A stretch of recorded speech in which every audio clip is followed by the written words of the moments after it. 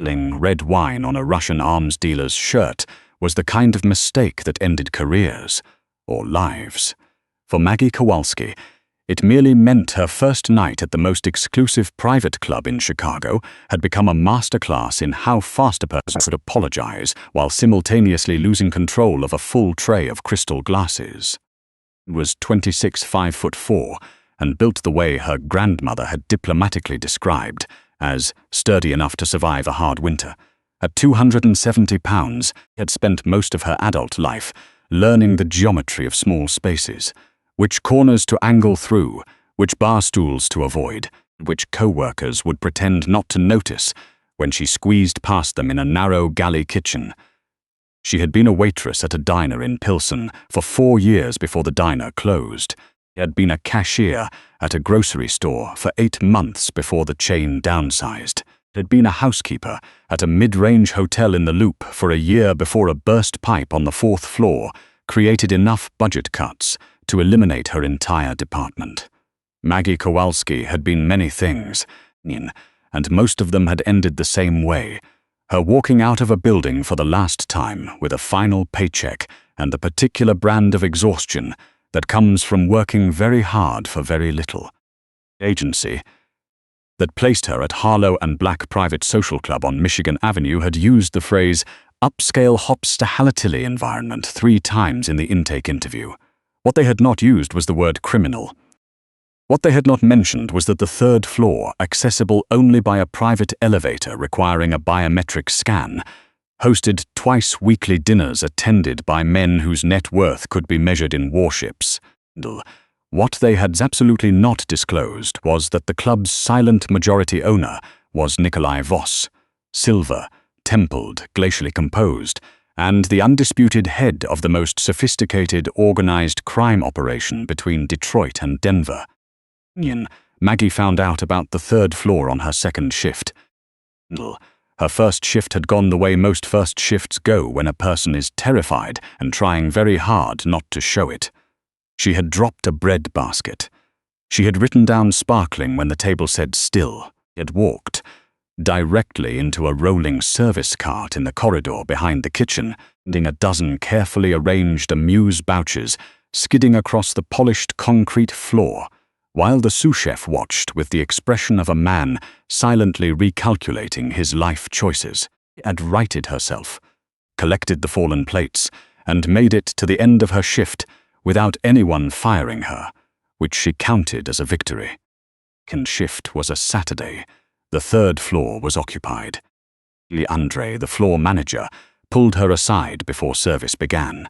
He was a compact, precise Haitian man in his 40s, who had the energy of someone who had survived many things and intended to survive many more. "The private elevator opens tonight," he said, his voice low. "3rd floor tables. You do not go up unless I send you. You do not make eye contact unless they address you first. You do not ask questions. You bring what is ordered. You keep the glasses full. You disappear." Maggie nodded. She was good at disappearing. She had been practicing her whole life. He made it until 9:47 before the catastrophe.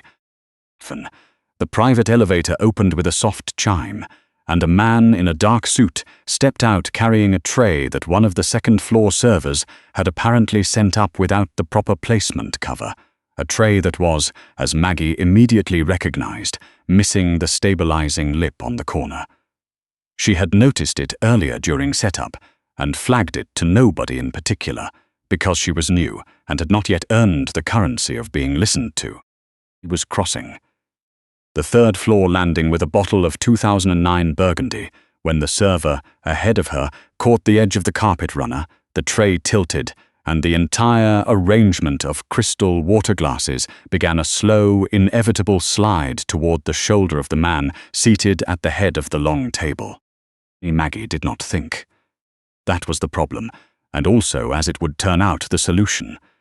She lunged forward with the particular forward momentum of a woman who had always been told she took up too much space, and she caught the tray with one hand. But her other hand, the one holding the open Burgundy, swung wide.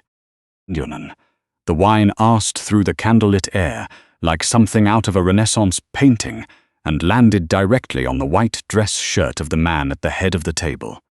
The room went completely silent. Nikolai Voss did not flinch. He sat very still. The way that certain animals go still, not from shock, but from a cold, deliberate assessment of what had just happened to them. The deep red spread across the white linen of his shirt like a map of somewhere catastrophic. Every other man at the table was watching him. 3 of them had moved their hands toward their jackets. Maggie stood frozen with an empty wine bottle in one hand and a badly tilted tray in the other. Her face had gone the color of the shirt. "I am so sorry," she said. Her voice came out louder than she intended, the way it always did when she was mortified. It bounced off the high ceilings. A few of the men at the table blinked. I saw the tray going and I caught it, but then there was the bottle and I didn't. "I'm sorry. I'm genuinely so sorry. The tray didn't have the lip on it. I flagged that earlier, but I should have been louder about it. I'll pay for the shirt. I will absolutely pay for the shirt." And was aware she was still talking. She made herself stop.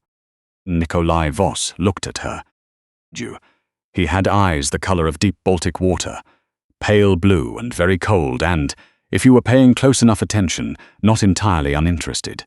He looked at her the way he looked at most things, slowly, completely, in a way that collected information before it rendered judgment. "Much do you make per hour?" he said. His voice was low, accented faintly with something Eastern European, worn smooth by years of English. He blinked. $14 plus tips. A pause. Something moved at the corner of his mouth that was not quite a smile. "Shirt costs $800. I'll allow you to work it off." He reached for his water glass, calm as a man discussing the weather in a city that didn't interest him. "Bring a club soda and a clean towel. Then bring the Barolo from the second shelf. Not the third, the second." Looked back down at the papers in front of him. The conversation was over. Maggie stood there for exactly 2 seconds before her brain caught up with her body and sent her in the direction of the service station at a pace that could generously be described as controlled. Behind her, she heard one of the other men at the table say something in Russian. She heard Nikolai respond. She didn't speak Russian, but she understood the cadence of dismissal. And whatever he said, it worked, because the hands moved away from the jacket lapels and the conversation resumed. In the corridor, her hands were shaking. She stood against the wall for 15 seconds, breathing. Then she went to find the club soda. She did not get fired that night. This turned out to be the first of many statistical improbabilities. By the end of the 3rd week, Maggie had become through a series of accidents, both literal and metaphorical, the only server Harlow and Black's 3rd floor would accept. It had not been her intention. It had begun, as most things in her life began, with her simply being in the wrong place and somehow not making it worse. Wednesday, after the wine incident, a man named Grigory, wide-necked, small-eyed, fond of ordering things that weren't on the menu, had been loudly disrespectful to the other server, a young woman named Priya who had done absolutely nothing wrong. Maggie had been clearing glasses from the adjacent table. She had heard it. She had not technically been authorized to intervene. She intervened anyway. "Sir," she had said, setting down her tray with the careful precision of someone who had recently been given a very public lesson in tray dynamics. "Priya took your order correctly. The kitchen substituted the garnish because we're out of fresh dill. If you'd like to speak with the floor manager about the garnish, I can get Andre. Otherwise, the food is correct." Gory had turned to look at her.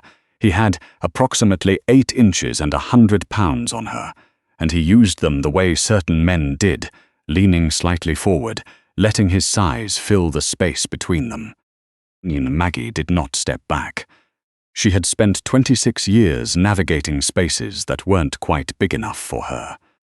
She had long since made peace with the fact that she was always going to be in the way. Think about that. Post-it note. A small square of yellow paper, 3 lines of handwriting, tucked inside a file folder that Maggie had no particular reason to open carefully. She could have skimmed it. She could have refiled it without reading, but she didn't, because that's not how she was built. She read things. She noticed things. She wrote them down, and that small, ordinary habit, the kind of thing nobody ever tells you will matter, ended up being the thread that unraveled everything, for better and for worse, and then for better again. What I keep coming back to is how the consequences in this story move in a straight line even when they don't look like it. Maggie didn't catch that tilting tray because she was trying to impress anyone. Caught it because she saw something going wrong, and her body moved before her brain had time to negotiate. That same reflex, do the right thing, then deal with the fallout, is what made her step in for Priya when Grigori was being cruel. Nobody asked her to. It wasn't her table. It was just wrong, and she had the kind of character that finds it genuinely difficult to watch something wrong happen and say nothing. That's not bravery in the dramatic sense. It's something quieter and more durable than bravery. It's the version of integrity that shows up in ordinary moments, when there's no audience and no reward, just a choice. And then there's what she actually brought to that room. Not confidence, not beauty by anyone's conventional standard, not connections or credentials. She brought a mind that worked honestly.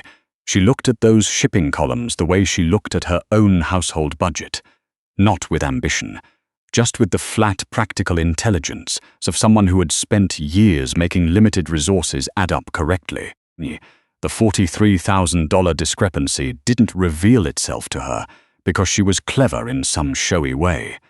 It revealed itself because she was paying attention when most people wouldn't have been.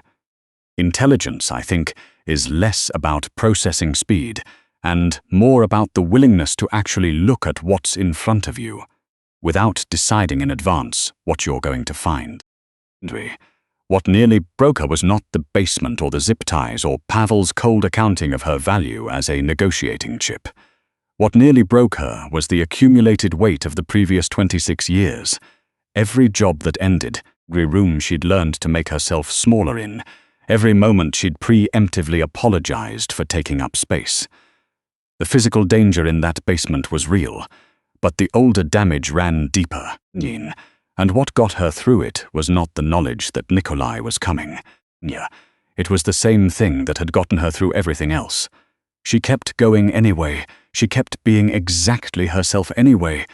That kind of persistence, the unglamorous, unwitnessed kind that doesn't make for a good story until much later, is what actually determines outcomes. Not the dramatic rescue. The getting up every day and trying again that happened before anyone was watching. Nikolai saw all three of those things in her, the character, the mind, the persistence. He saw them before he admitted he saw them, which is maybe the most human part of the whole story, that we recognize what matters to us long before we're willing to say it out loud. Think about Maggie leaving that basement in Nikolai's arms, and I don't find it romantic in the fairy tale sense. I find it honest. She earned that ending not by being rescued, but by being, consistently and without apology, entirely herself. The world around her had to adjust. That's the only kind of story I believe in anymore.